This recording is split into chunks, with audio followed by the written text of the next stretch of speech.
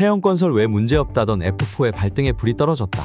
태형건설 워크아웃 신청 바로 다음 날인 29일 최상목 부총리 겸 기획재정부 장관을 포함한 이창용 한국은행 총재, 김주현 금융위원장, 이복현 금융감독원장은 은행연합회관에서 태형건설 사태 이후 금융 외환시장 상황과 영향을 점검했다.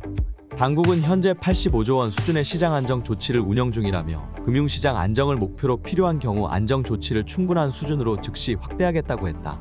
결국 금융기관 자금으로 급한 불을 끄는 것인데 당국은 금융권의 총자산 대비 1%도 안 되는 수준이라 건전성에 큰 영향을 끼치진 않는다는 입장이다. 전문가는 외환위기 오기 전날까지도 당국은 늘 그런 식이었다며 기민한 대처가 필요하다고 주문했다.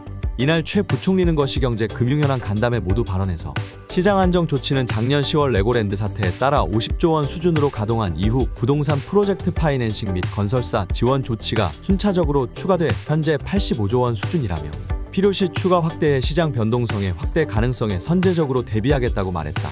이번 조치로 인한 금융기관 건전성 우려에 대해서도 손실 흡수 능력은 지속적으로 확충하겠다고 했다. 이와 관련해 최 부총리는 태형건설 관련 익스포저가 금융권 총자산의 0.09% 수준이며 다수 금융회사에 분산돼 있어 건전성에 대한 영향은 제한적일 것이라면서도 금융권 스스로 충당금 적립 등을 통해 불확실성에 선제적으로 대비할 수 있도록 유도할 것이라고 말했다. 또 태형건설 분양계약자의 차질 없는 입주도 약속했다. 그는 분양계약자가 있는 22개 사업장은 차질 없는 분양 이행을 통해 원활한 입주를 지원하는 한편 필요시에는 주택도시보증공사의 분양보증을 통해 분양대금을 환급하는 등 수분양자 보호에 최선을 다할 것이라고 강조했다. 태형건설 매출 의존도가 높은 일부 하도급사에 대해서는 금융기관에 채무를 1년 상환 유예하거나 금리 감면 혜택을 부여할 방침이다. 필요한 경우 한국은행은 공개시장 운영을 통해 유동성 지원을 뒷받침할 계획이다. 최 부총리는 정부와 한국은행은 앞으로도 긴밀한 정책 공조를 바탕으로 잠재 리스크를 철저히 관리해 과감하고 신속하게 대응할 것이라면서 과도하고 불필요한 시장 불안이 발생하지 않도록 시장 참여자 여러분의 협조를 당부드린다라고 당부했다.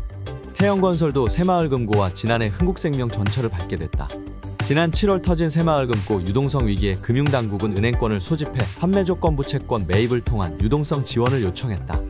이에 따라 새마을금고에 총 6조 2천억 원 가량이 공급됐다. 작년 11월 흥국생명의 신종자본증권 콜옵션 사태 때와도 동일한 경로다. 대통령실은 이번에도 금융기관이 태형건설을 살릴 수 있을 것이라고 자신감을 보였다. 은행이 돈이 많다는 게 이유다.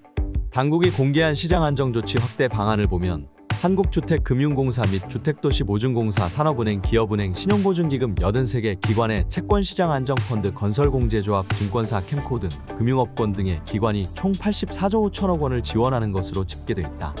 금융당국은 필요시 이보다 더 확대할 수 있다고 했다. 문제는 모든 기관의 자금 유동성이 풍부하진 않다는 것이다. 당국이 안정조치 명단에 올려놓았지만 실제 지원하기 어려울 수 있다. 익명을 요구한 금융업계 관계자는 본지에 많게는 수십조 원, 적게는 수조 원대 부담하는 것으로 나와 있는데 실제 이 기관들이 부담 가능하냐가 중요하다라고 지적했다.